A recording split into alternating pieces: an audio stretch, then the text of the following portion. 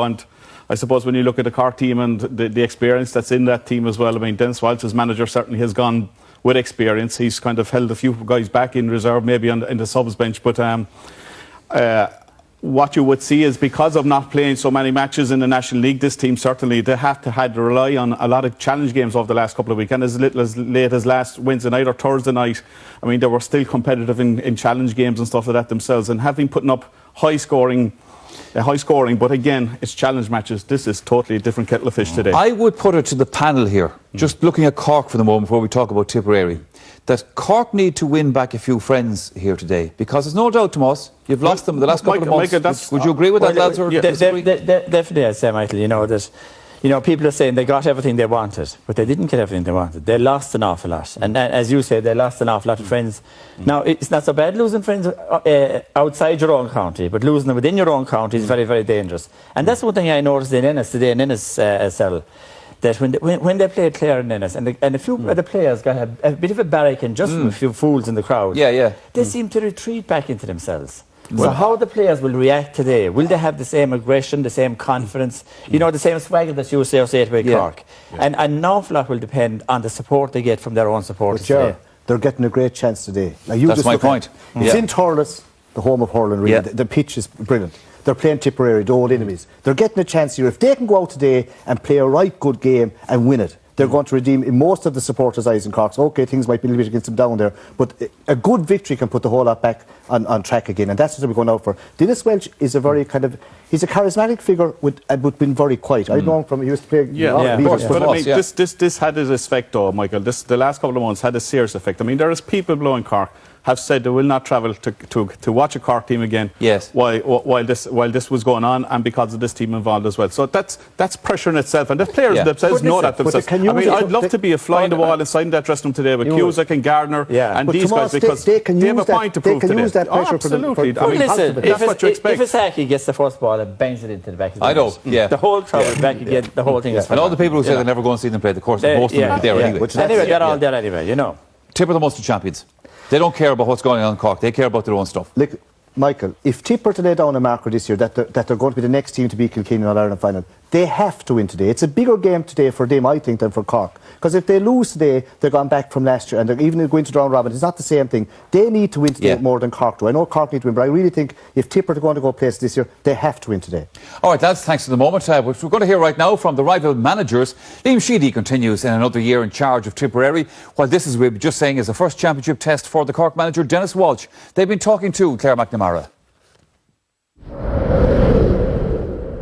Liam, Tipperary hugely impressive here a few weeks ago. You begin the defence of your Munster title against Cork today. Always a tricky assignment. Yeah, absolutely, Claire. We're under no illusions. It's a task that we have ahead of us today. Cork, a serious hurling team, love coming to Thurles, and been going really well in the last few weeks. So it's really going to be nip and tuck. And I suppose in our camp we're happy that we worked very hard. Preparations have gone well. We have a few guys coming back from injury, so we're really looking forward to the game. But as I said, under no illusions in terms of the challenge that lies ahead. Owen Kelly is back with you. You've opted to go with him from the start. Yeah, Owen's a special player. I think everyone is delighted. I was talking to people from Kilkenny and everywhere, and they were all saying how great it is to see Owen back in the jersey. Owen is a guy that's been doing it at the top level for a number of years, and I think the sport and hurling needs Owen. So it's great to see him back and wearing the jersey again today.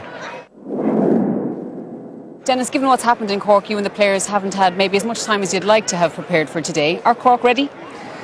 Well, we've 8 weeks now, Claire, and we all know the situation, but we've moved on when the players have been showing great spirit, and we've worked well there over the last maybe 7 or 8 weeks after the Kilkenny game and the Waterford game in the league, and we had a few challenge games and they've gone reasonably well. I know it's not exactly a nasty test for today, but the spirit is good and the players are fit, which is a bonus. You have some very experienced players, of course, but you have some newcomers today in the full back line and at full forward. Isaki O'Halpine has obviously impressed you since he came home from Australia. Well, he's O'Halpine's a great hurling pedigree, and he was involved with the footballers for a little while, but I think hurling would be the first grow really, and once he got an opportunity, he's come in, and he's a big guy, big man. He's well able to move, and he's great attitude, and he's doing a very good job for us. Okay. To reinvent himself, and Dennis Walsh said, no, your time is up, good luck. And that's pragmatic, it's tough, but he's not afraid to make those calls. But regardless of how Cork go today, they'll want to lay down a marker for the rest of the year, and announce to the rest of the world that they're back and get their supporters behind them again. I think that's huge. And I know we can't gauge anything by performances in challenge matches, but Cork have played Wexford, Limerick and Dublin and have been notching up some fine squall. Handball, rounders, the encouragement to speak the Irish language, but none better perhaps than the unique game of hurling. Local rivalries lead to county rivalries, but surely there is nothing better than Cork and Tipperary in a Munster Championship. They meet today for the 79th time. Who will play Clare on June 21st in a Munster semi-final? It's Cork and Tipperary before 35,000 people.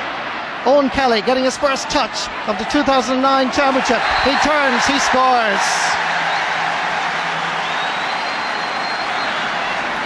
And Marty, what a point by Kelly, but there's wholesale changes in the Tipperary attack. Noel McGrath has gone to right half forward, Callan at centre forward and John O'Brien on the left, with Owen Kelly top of the right, and Lara Corbett instantly gone to full forward with Michael Webster out in the corner. I'd never seen Michael Webster as a corner forward, but obviously they're looking for the pace of Corbett in around the goals. From Newtown Shandrum, under 21 All-Ireland medalist back in 1998. He's added senior county All-Irelands and of course All-Ireland club, and his dad Bernie was the manager. Few metres in from the sideline here right in front of us. It's going straight where he wanted it to be. And 253 points in championship hurling. Made his debut 9 years ago, by the way. And he sends that over the bar for his second point. Normal service has resumed in Tipperary.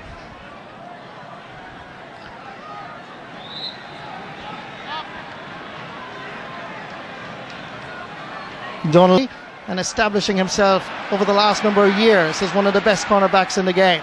Sean O'Halpine, don't know who's marking him, but Liam Sheedy won't be impressed, as O'Halpine again is dropping it in to younger brother Isaki. The ball breaks. There's a chance here for Kieran Murphy. Knock back fires Ben O'Connor. Little jink, little sidestep, short grip, point.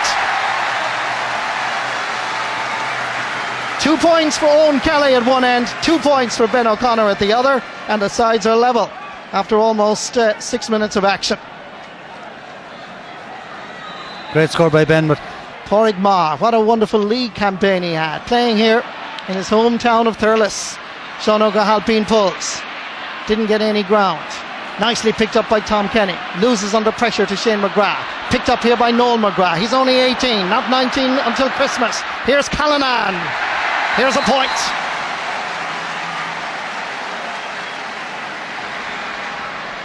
Tipperary fans appreciate a good hurler, and none better than young Seamus Callanan from Drummond-Inch. yeah, and you can't buy that vision, Marty. Either have it or you haven't. Straight away looked up, saw the man outside. Lara Corbett back in the corner. There's better balance there, but that full forward line with Owen Kelly, Webster and Lara. They tried Lara obviously on Cadigan. Cadigan cleared 3 balls, so they've gone back now to the normal setup. Donald Oakes free, gathered and sent back down into the Cork half of the field. Shane O'Neill to Sean O'Halpine. He's really such a stylish hurler. All-Ireland winning captain 2005. Tries to feed younger brother. Younger Kieran Murphy is there. Back out fires Ben O'Connor. It's floating in. And the Cork fans at the town end applaud. 3 points for Ben O'Connor. 2 from play, 1 from free. And the sides are level again in County Tipperary. Tom Kenny knocked it down for Ben O'Connor. Here's Pádraig Maher. Delivers it in towards Micheál Webster. Owen Kelly is sniffing around there as well. Cork player down injured is Shane O'Neill. Make sure that Shane O'Neill is okay. Former Cork minor under 21 star from Bishopstown.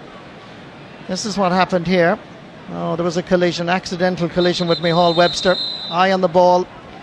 And Micheál, of course, is a big man as well. Standing at the edge of the square. About 6'2", 6'3".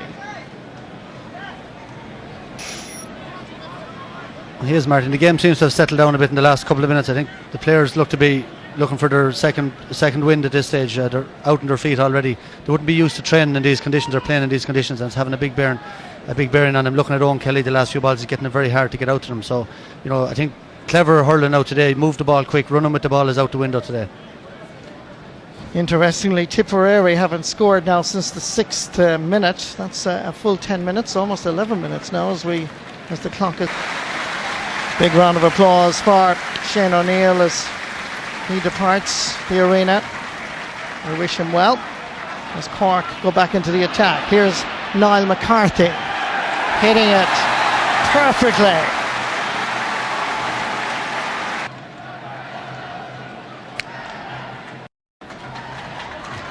Again, Brendan Cummins feeding this wing over towards Lar Corbett, who is wearing 10 but playing in a left half forward position.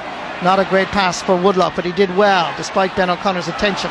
Knocked away by Tom Kenny. Ben O'Connor, it rebounds off several people. It's still Kenny, pulled on there by Seamus Callanan. Comes over this side and Tipperary have possession again. Striking it onto the left hand side is Seamus Callanan. No wonder Cork were a little bit concerned about the